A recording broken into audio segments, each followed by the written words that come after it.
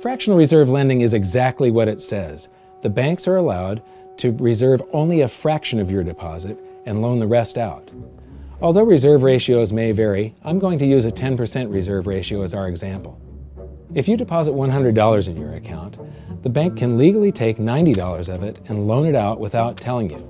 The bank must hold $10 of your deposit in reserve just in case you want some of it. These reserves are called vault cash. But why does your bank account still say you have $100 if the bank has stolen $90 of it? Because the bank left IOUs it created, called bank credit, in its place. Now I know this sounds crazy, but here it is in black and white from the Fed.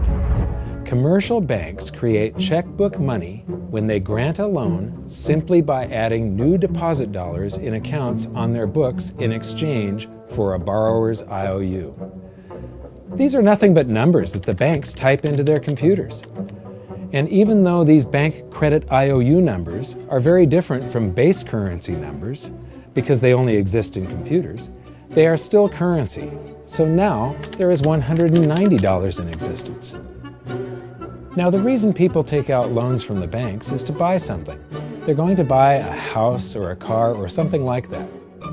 So the borrower takes the $90 that the bank loaned to him from your account and he pays the seller of the item.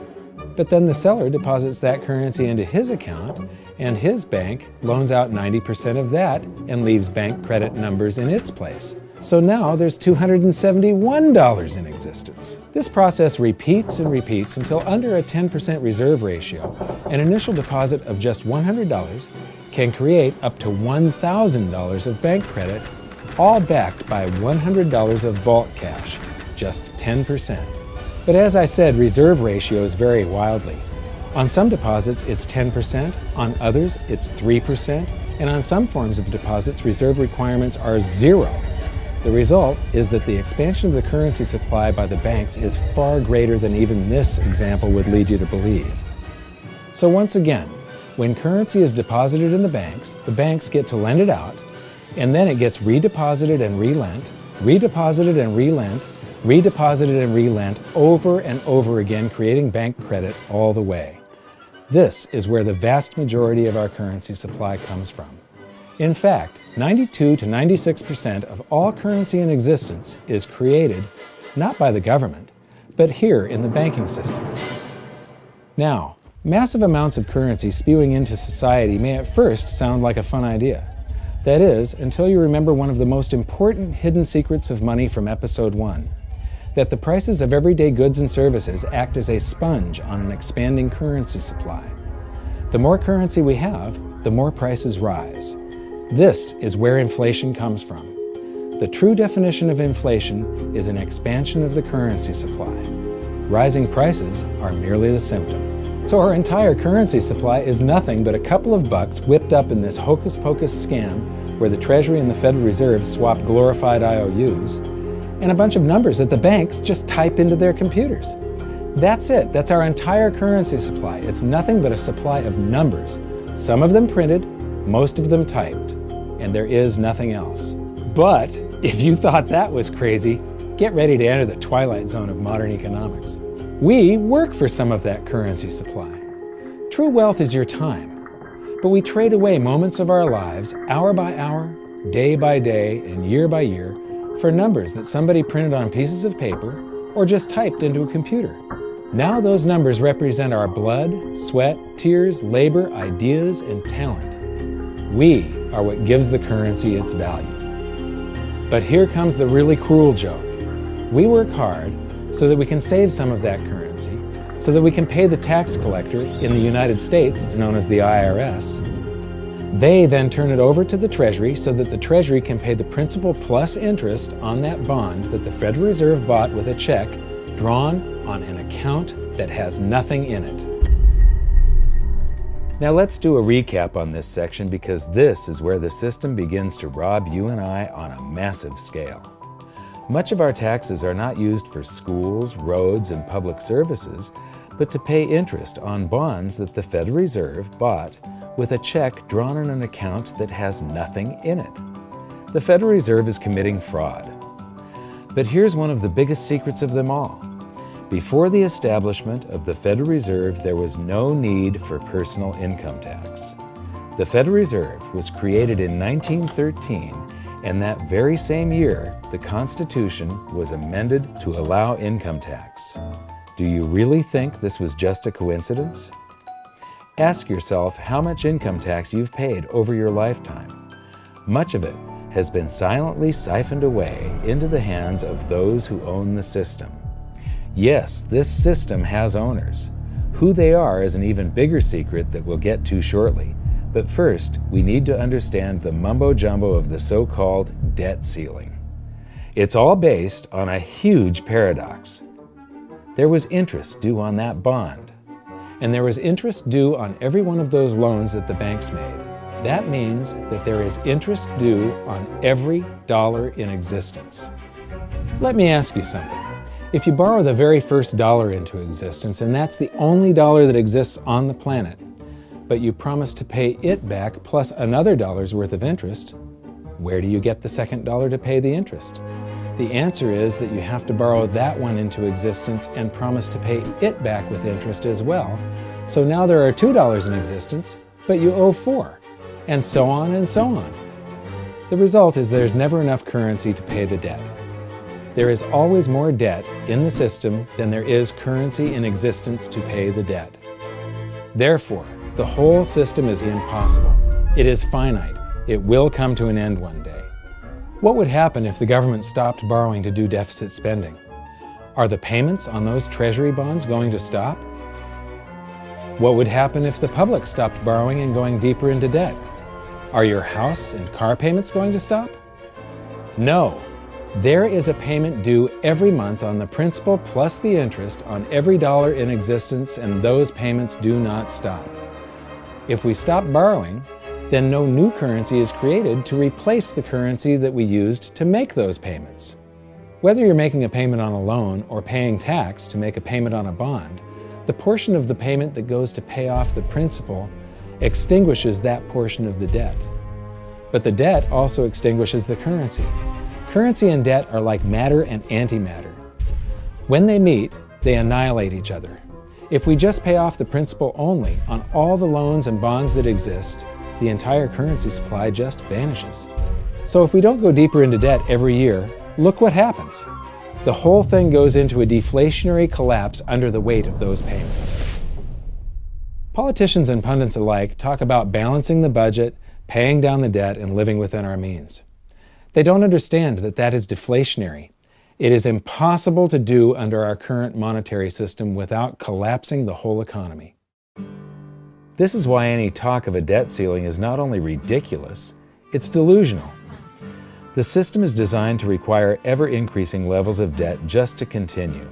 And that's why politicians will always kick the can down the road and raise this so-called debt ceiling over and over again until the whole system finally collapses under its own weight. In other words, they don't want it to collapse on their watch. The Founding Fathers of the United States knew the dangers of central banking and fought to free themselves from this very thing. The Revolutionary War started out as a tax revolt, but now we must pay tax just to have a monetary system. Having just suffered through the hyperinflation of the continental dollar, which was printed into oblivion to finance the Revolutionary War, they understood the dangers of fiat currency and debt-based monetary systems. So to protect future generations from institutional theft and out-of-control government, they wrote into the Constitution that only gold and silver can be money for the simple fact that you can't print them. Our current system is not only unconstitutional, but it robs us of the liberty and prosperity our forefathers fought and died for.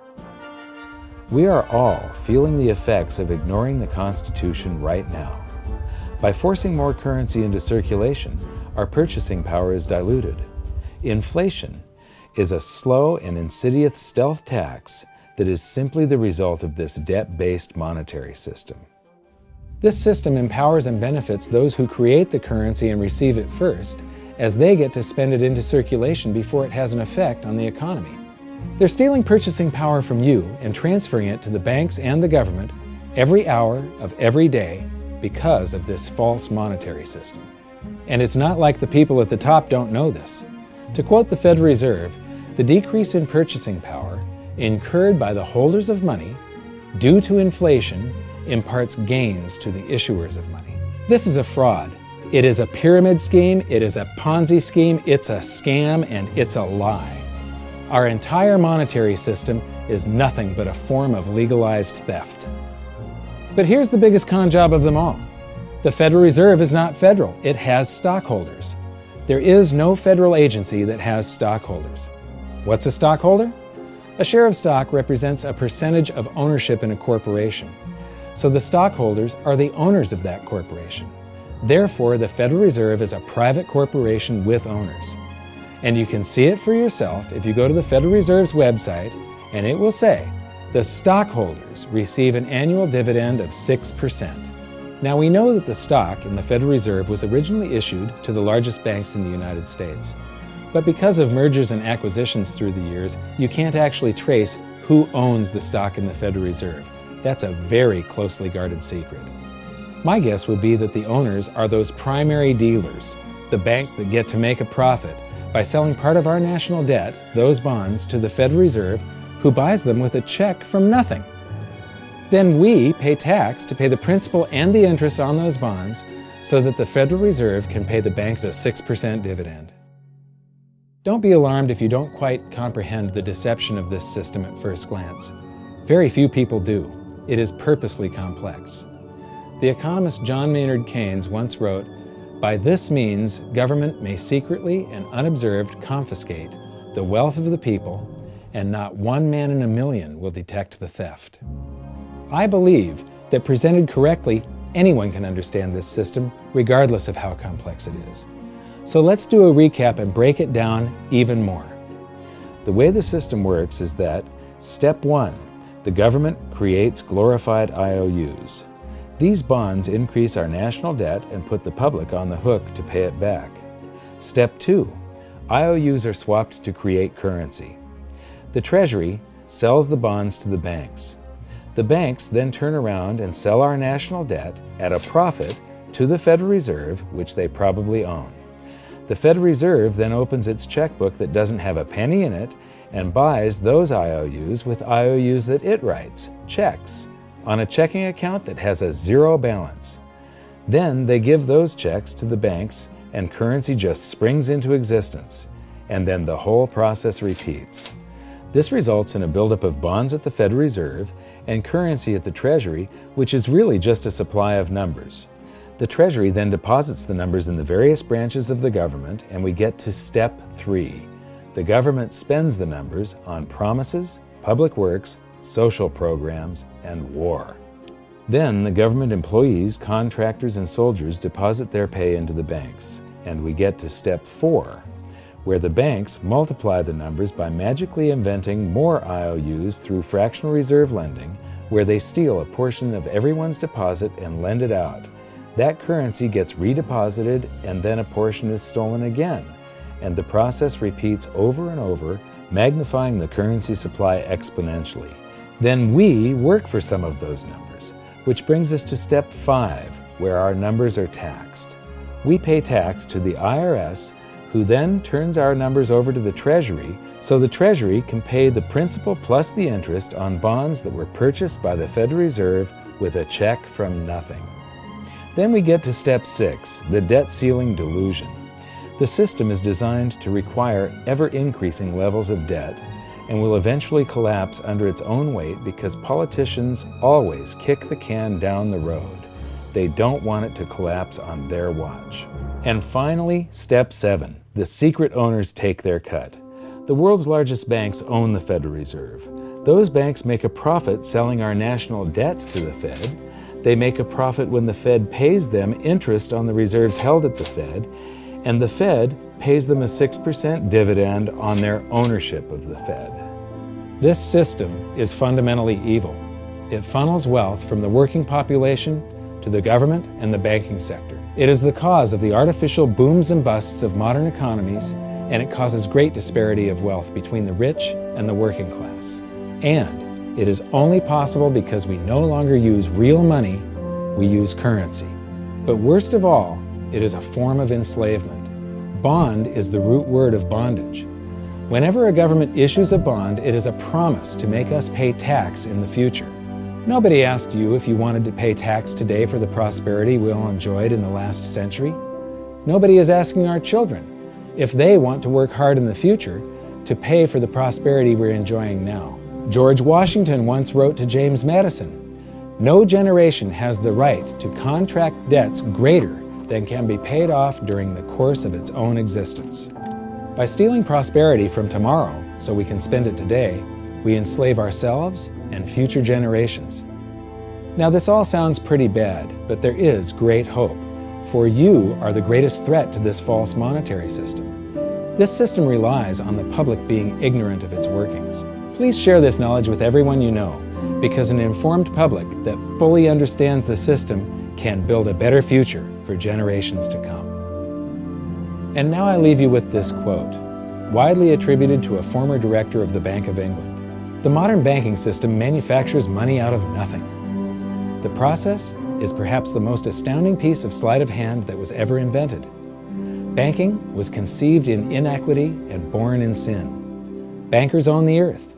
Take it away from them, but leave them the power to create money and control credit, and with the flick of a pen, they will create enough money to buy it back again. But if you want to continue as the slaves of bankers and pay the cost of your own slavery, let them continue to create money and to control credit."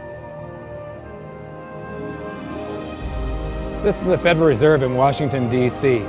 It's located on Constitution Street, and that is just as much of a joke as the New York Fed being located on Liberty Street. Both of them are unconstitutional, both of them limit our liberty, and they transfer wealth away from us every second of every day to the Federal Reserve, to the government, and to the banking sector. You are now among the 1 in a million who can detect the theft of your prosperity.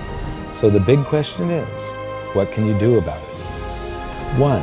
Watch this video until you can describe and teach it to others. Those who understand this system can make preparations for its unavoidable collapse and protect themselves. History shows that those who don't will probably be wiped out. 2. Share this video with everyone, especially those you care about. All it takes is a mouse click or two to get this message in front of millions.